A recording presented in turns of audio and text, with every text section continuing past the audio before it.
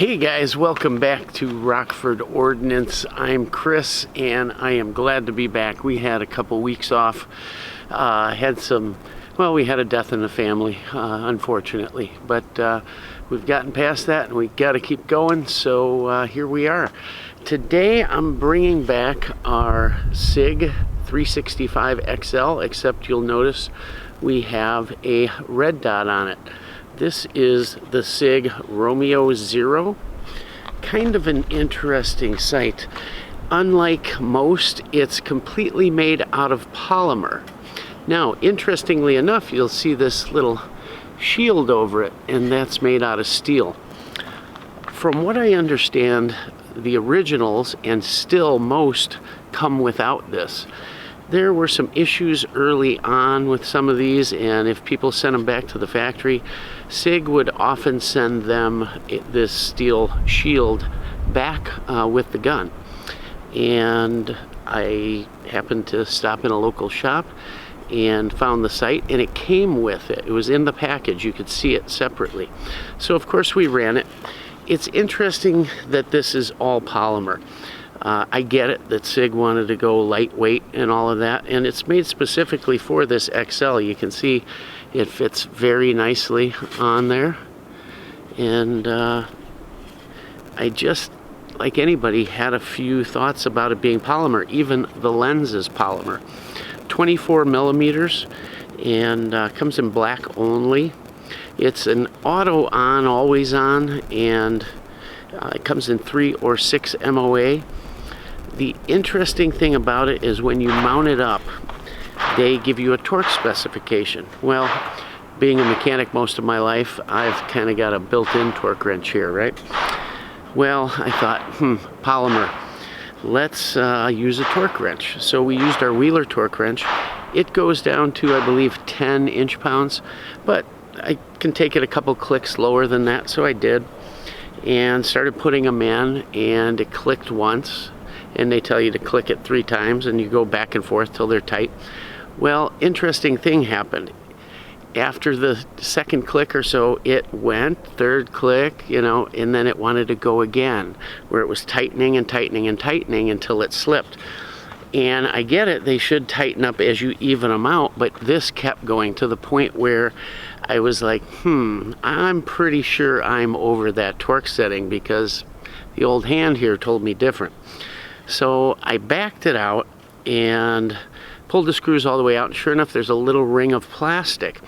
And interestingly enough, I put the wrench in to adjust it. There's a wrench here for left, right, and then on top for up, down.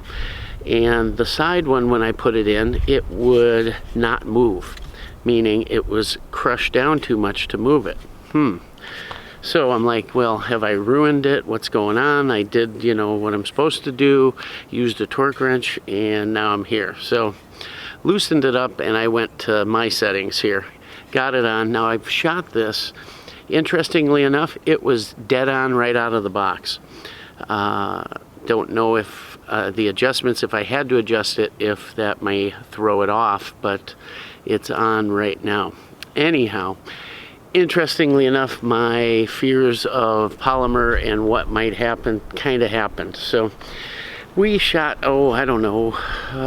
60 to 100 rounds through it, and the screws have held tight. It's tight, it's not moving, and that's where we're at. So we're going to put a few more through it for you guys. If you remember, we've made some modifications. I've put this factory safety on it, the ambi safety. We're running the 15 round mags, and it seems to be doing just great. I'm not a huge fan of red dots on pistols. It's maybe my age. I've been shooting so long, training so long, that muscle memory gives me that iron sight. When I come up, it automatically comes back for iron sights. So I have a hard time finding the sight picture on a red dot. However, I will say on this 365, it's much easier than on some of the other guns I have a red dot on, like my Canic TP9 SFX and a couple other guns. So I'm kind of liking it. Haven't made a decision whether or not we'll stay with it, but thought we'd bring you some shooting with it and show you how it works and a few other things. So come on along and let's see how it runs. We've got a plate rack back here if you can see it, and we're just gonna do a little shooting. I've got some Remington just range ammo and some of our reloads. We've got our regular mag, and we've got a 15 rounder here if I can get it out of my pocket. And to help load those, if you guys haven't been over to a channel on YouTube called 2AEDU, check him out. Awesome channel. There's a viewer on there, a subscriber of his, that custom makes these mag loaders, and he 3D prints them. Did a really nice job. He sent me a few of them, red one, black one, blue one. They say 365 on the side, and they work just great. So that's what we're using to load our mags today. So let's do a little shooting, see how this...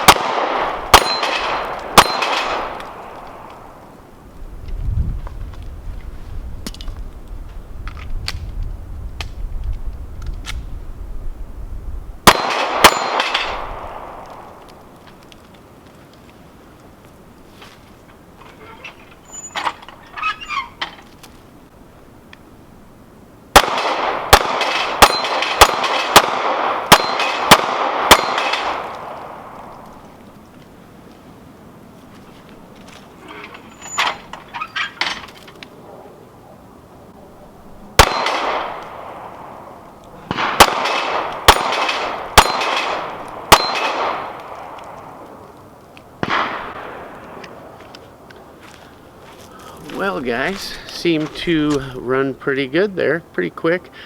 Just first shots on the range today, so I'm able to pick it up pretty quickly. It's a little different for me, but yeah, ran okay. A few misses there, but you know, what the heck. Anyhow, we'll do a little more shooting here, and then we'll talk a little bit more about it.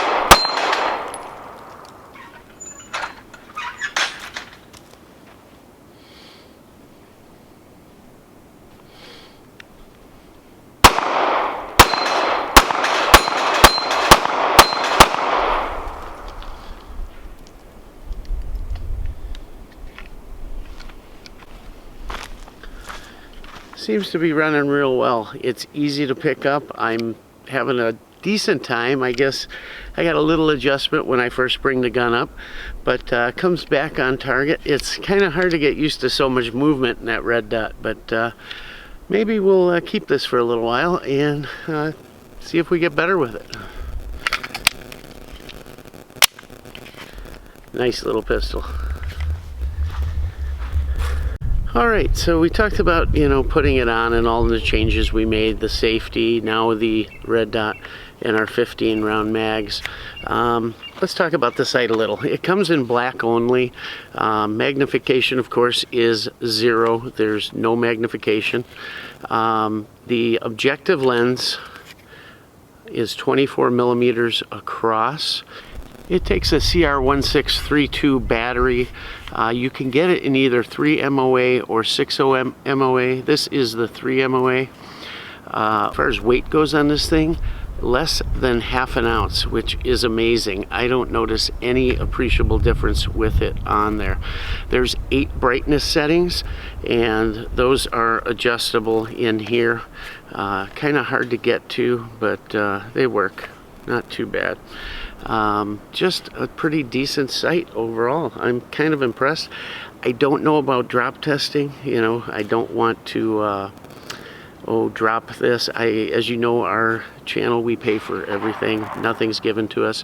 And with prices the way they are, this has a list of $258. Unfortunately, that's what I paid, even from a shop where I've got friends. But yeah, so it's just really turned into a nice pistol. This is our EDC for the most part. I do switch it up here depending on clothing or sometimes just what I feel like wearing. You know, today I'm carrying the Kimber Micro 9 is what I have on me, and just, you know, whatever suits the whim. Sometimes I've got my Smith & Wesson Bodyguard 380. That's nice to just throw in a pants pocket, but 80% of the time this is what you'll find me carrying. Just turned into just a fantastic all-purpose gun.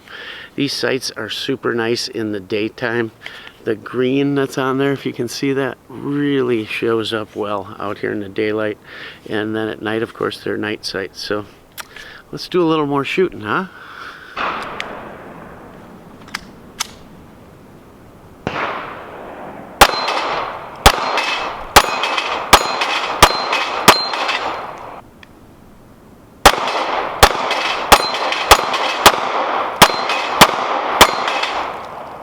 So guys, I wanted to show you our everyday carry rig, and that is this. This is our crossbreed holster. This is the Super Tuck, and I really like it. It's comfortable. It's got this nice suede backing here. If you're wearing it, if you don't have a t-shirt, let's say, between the holster and your body, it's comfortable on your skin. Summertime, if you sweat, it will absorb it and not be too bad. In the winter, it keeps the gun completely off you and it's not cold. So the cool thing is, with the red dot, it fits no problem. So no modifications necessary, none of that. You know, fits in. I wear it at a 5 o'clock position, and all you see are these hooks hanging over your belt. Other than that, very, very concealable holster. You can adjust these. I found no need to so far. It covers all the gun, so you know, sweat and stuff is not getting on your gun, and by the same token, the gun, if it's cold or hot, is not against your skin. Even with this extended 15-round mag, it really doesn't print. No problems with that. And if you like, you can even wear it with a tuck-in shirt. You can just tuck your shirt in between the hooks and the back, the leather, and you know, works great. So this is what I carry every day pretty much. If I'm using my Smith & Wesson Bodyguard, that's just in a pocket holster, and throw it in cargo pants, what have you. And then for the Micro 9, I'm just using this little Kydex holster, and that's done by Mission First Tactical, actually, and we'll bring you a video on that because it's worked out really well. So yeah, we had fun with this thing out here today. If you'd like to get one of these, you know, not a bad sight so far. It's holding up. I can't talk about drop tests, but we're also going to take a look at that new Holosun, the 507 that's out, and see what we think of that. I think that may be the way I go overall. They got that new system that helps you center the red dot, so we're going to try that out. It's all metal, and at the end of the day, it may be a better choice. I don't know yet. I'm not saying that. I'm not, you know, bashing this thing at all. It seems to be holding up well, but we'll see how it does in the long haul. Until then, guys, thanks for all your support. Please like, subscribe, hey, share our videos, and check out our Facebook and our webpage and our Instagram too. We thank you for everything. As always, Rockford Ordnance out.